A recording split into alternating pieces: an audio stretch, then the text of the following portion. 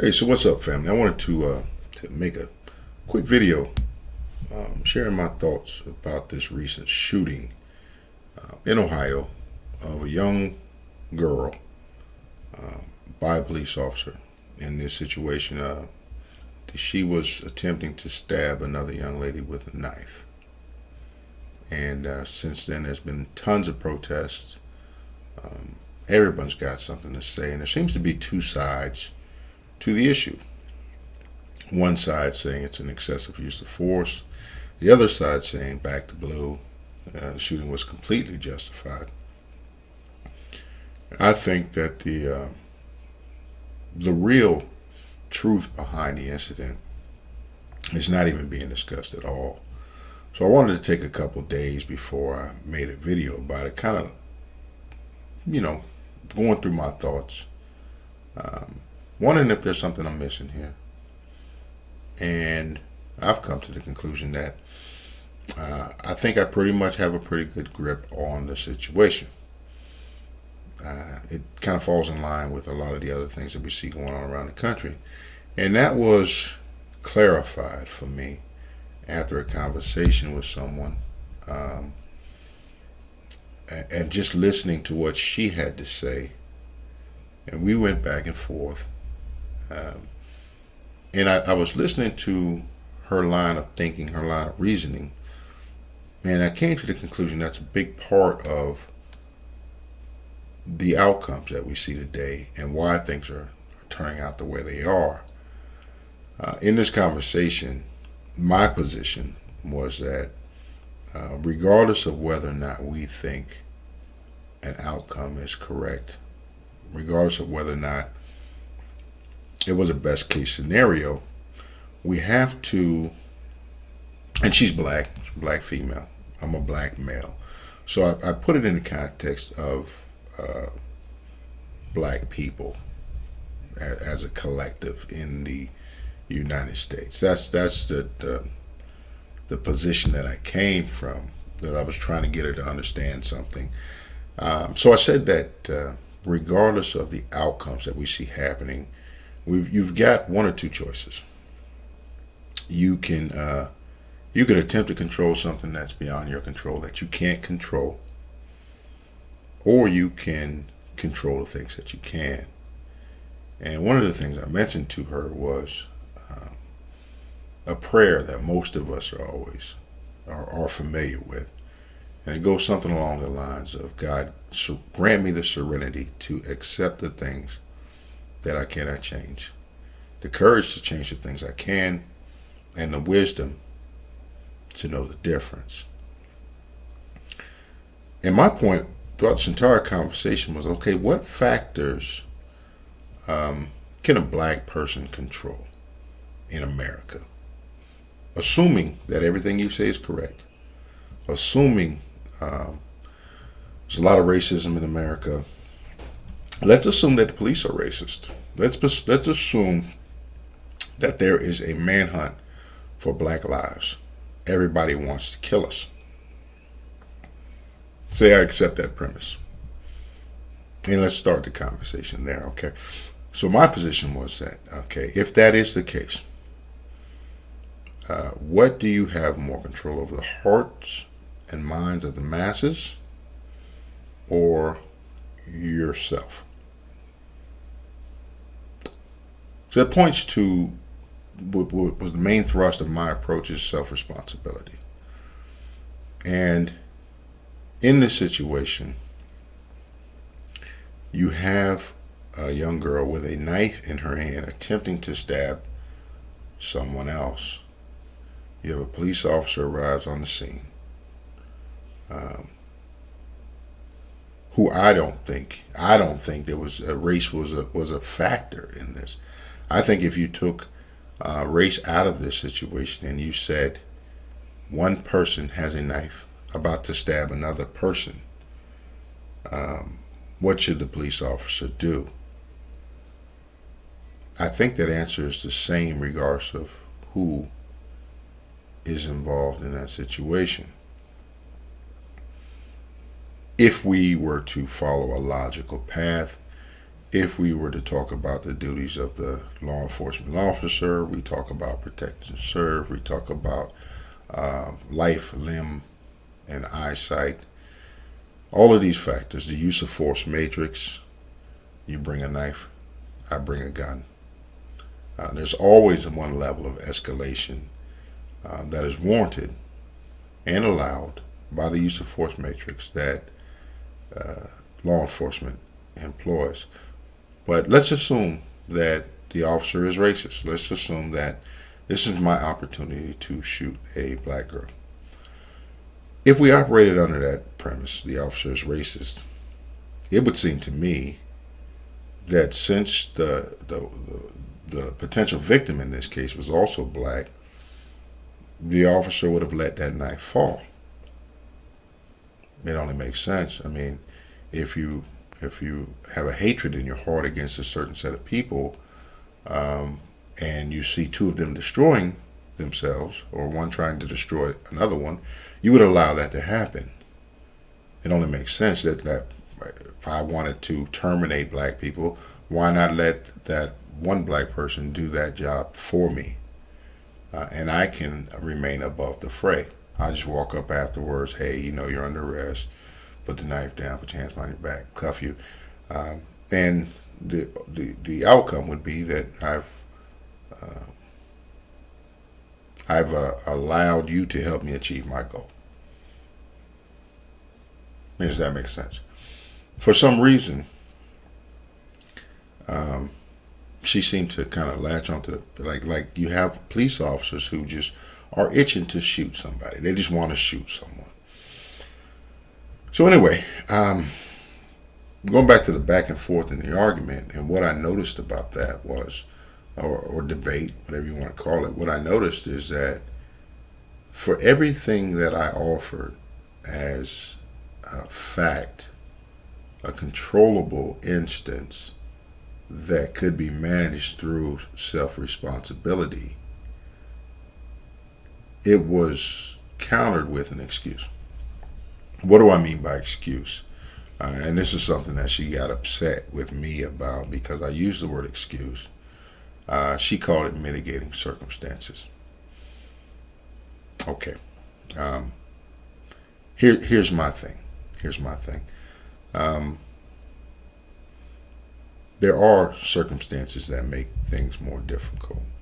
There are a lot of challenges that we face. Everybody's got their challenges. Different groups of people have different challenges. Some challenges are greater than others. And some challenges or impact the individual greater than the group as a whole. But often the group wants to take ownership of every individual incident as if it had been done to them personally. But in this situation, everything I brought up, I said, well, what about parents? What about leaders in the community? What about training? What about why do we have young ladies in the street acting like young boys? That's a problem. What about all these other factors that culminated in this young lady putting herself in that position in which she could have been shot? I would show the video, but YouTube would gig me for that. We can see a bunch of other stuff, but these matters that are really important, for some reason, they're not suitable. But anyway, so her response to me was, well, the system is racist, systemic racism, and all of the things that black people in America have endured for years and years and years and decades and decades and decades. And I never disputed any of it. I did use the word excuse, and she was highly offended by that because in her mind I discounted everything she said. The opposite is true. You had black people who were slaves in America. You had black people that suffered through the Jim Crow South. You had black people that suffered through actual racism in the United States. You have black people who suffer through racism today. It still exists. None of this, I debated none of this. But the point that I was making was those are all factors that you can't control. So why don't we see a push as a collective to control the things that you can control? I mentioned that because she was saying how, I said, well, do you think things are just as bad today as they were 50 years ago?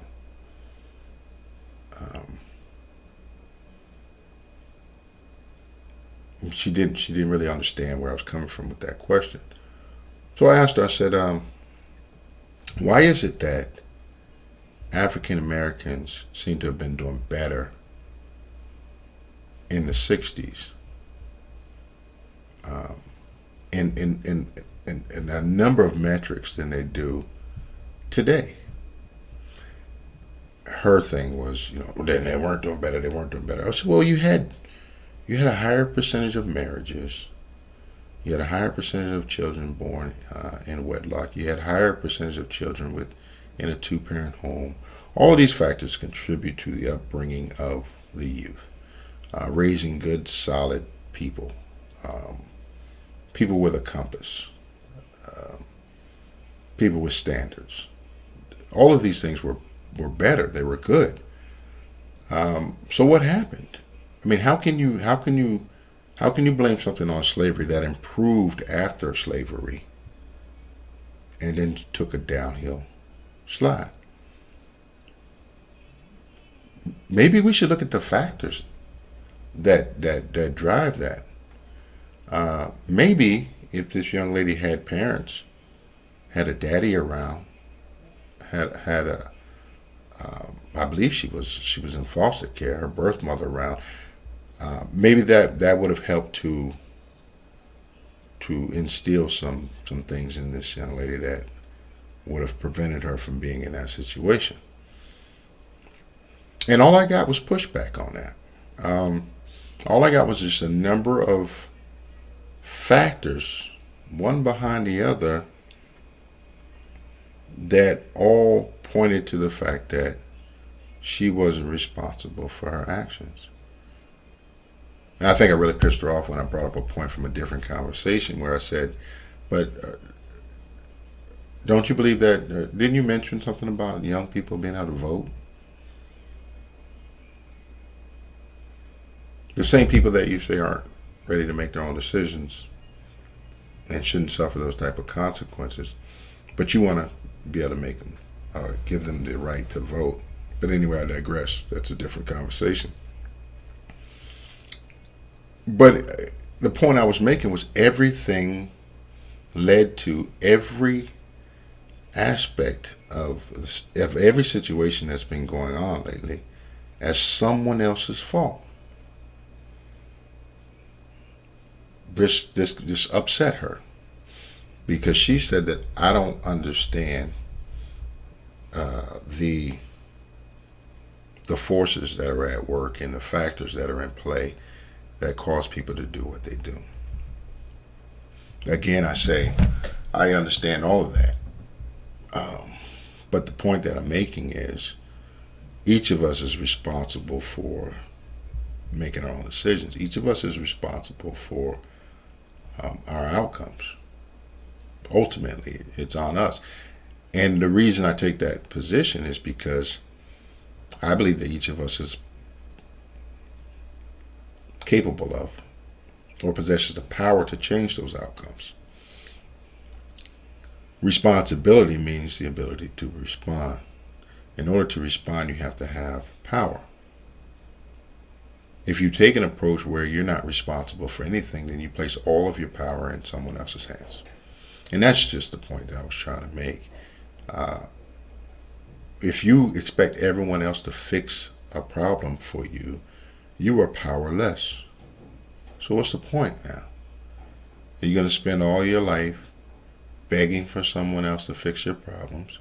Or do you accept responsibility for those problems? So the example I brought up was, what about someone who is severely overweight. I mean, severely obese. They weigh 2.5 times the amount that they should weigh. Um, and barring all of the genetic differences, everybody's not built the same. But I'm talking about the people who are just constantly stuffing bad things in their mouth.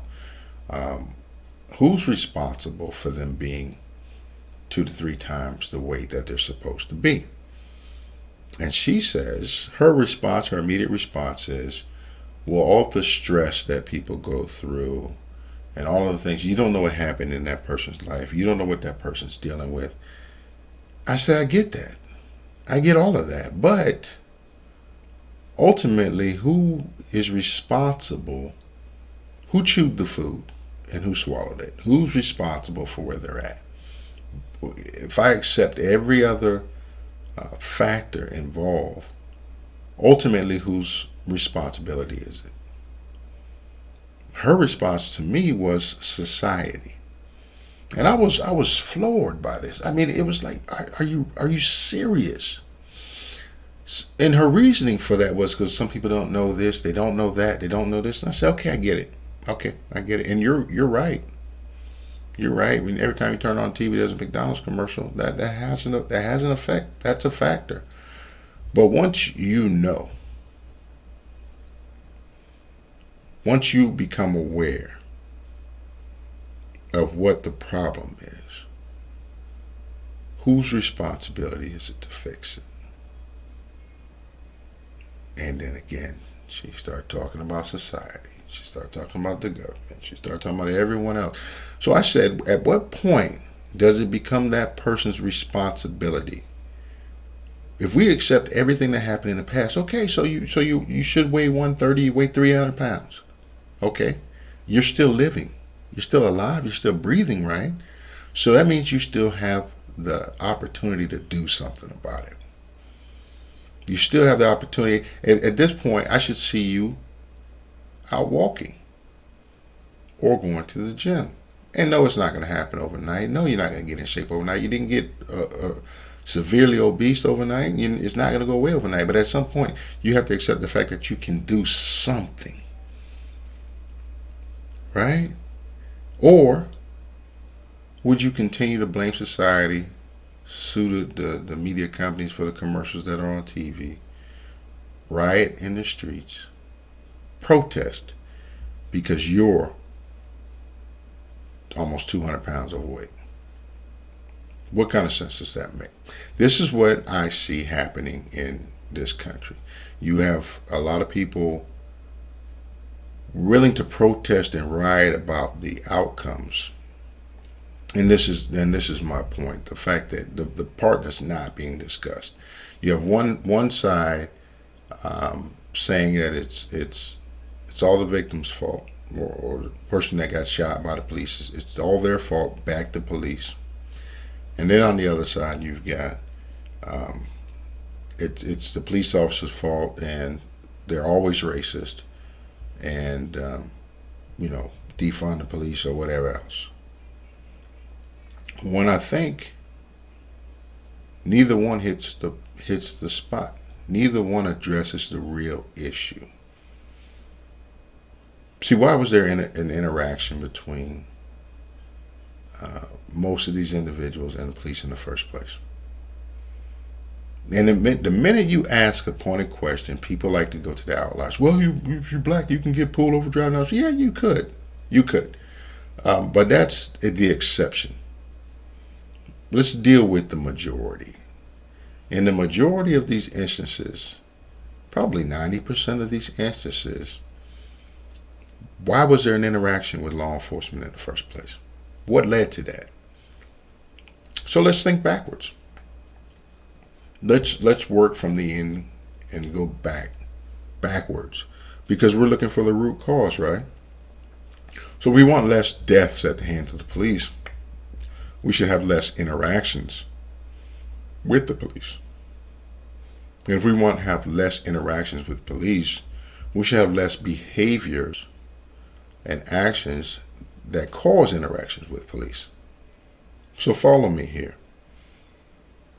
If you don't if you're not doing something that draws the police to you, you have less of a chance of interacting with them, which means there's less of a chance for that interaction to result in death. So, why wouldn't we focus on the behaviors that lead to these interactions? When you turn on the TV and you hear the media and you hear politicians speaking, how come none of them address the root causes? Why do you think that is? I think it's because the media, it doesn't fit their narrative. And I think with politicians, they're afraid because it makes you sound callous. It makes you sound cold. This is what she called me, callous, cold. Like I'm cold. But here's the difference. I'm so callous and so cold that I'm in my children's lives.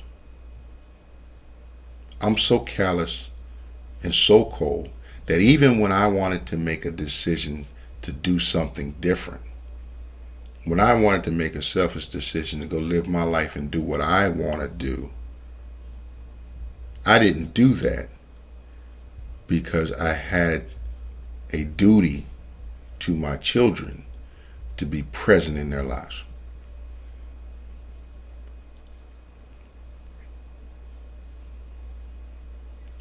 Cold and callous.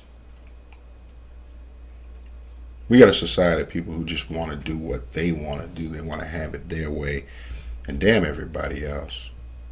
Because this is my life. Matter of fact, if I make it, I'll kill a kid.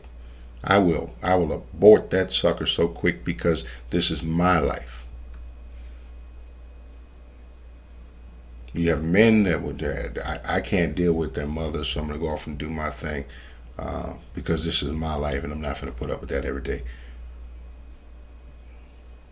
You have women who say, I'm not going to deal with that man. I ain't got to put up with that, and I don't have to listen to this, and I don't have to listen to that. I'm not going to deal with my baby daddy.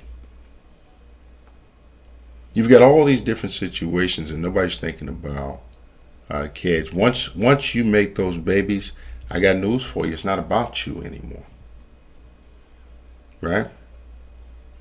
So if you want it to be about you, the best thing you can do is get them raised up where they can survive in this world of ours, this crazy, mixed up, dangerous world. And once you've done that, you can go on and do what you want to do. Now you can go have it your way. Once you've met your obligations and you've taken care of your business. But if you notice, everything is set up to where that's not the conversation. Nobody wants to talk about that. Nobody wants to talk about the fact that it starts with us. It starts with us. If we were to make that assumption that we got people out there trying to kill our children, why in the world would you set them up for that? Why in the world would you not equip them to survive in a world like that? It just doesn't make sense to me. And I think the driving force behind that is we're too busy making excuses. Everything has to be someone else's fault. Everything. And as long as people continue to make everything else somebody else's fault and someone else's responsibility, you give away your power. And the only way to get that power back is to take responsibility, to take ownership. And this is the last point. I had this conversation with a guy the other day. He was kind of coming from the same position. We're being hunted down and all that good stuff. And I asked the question,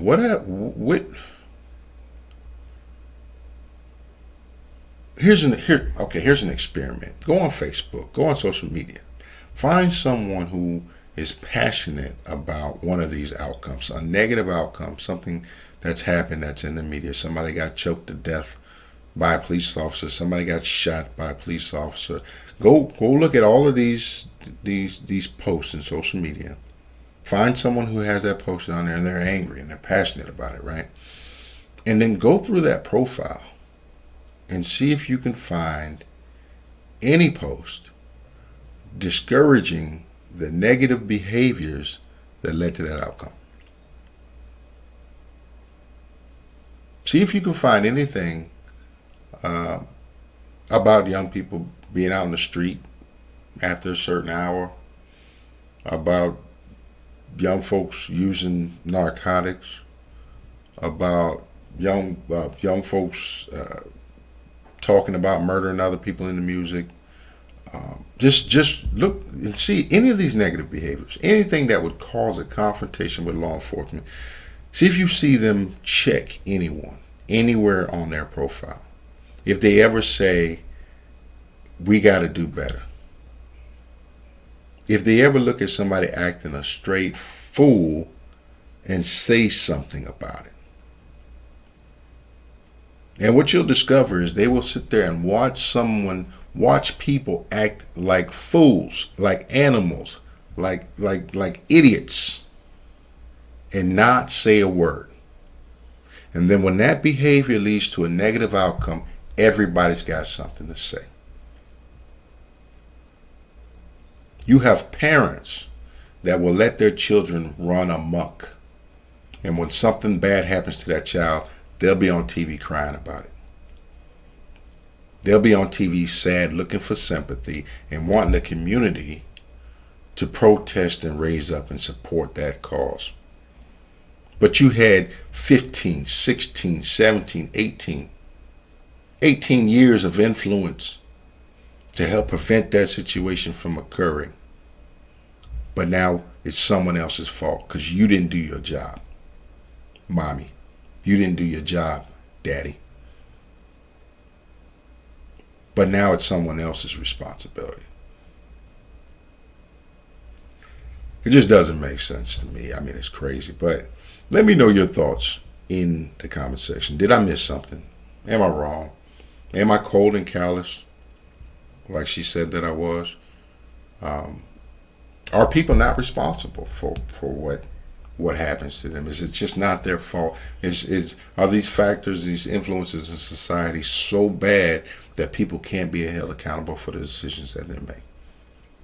I want to know. Let me know in the comment section, guys. I will talk to you later, and peace.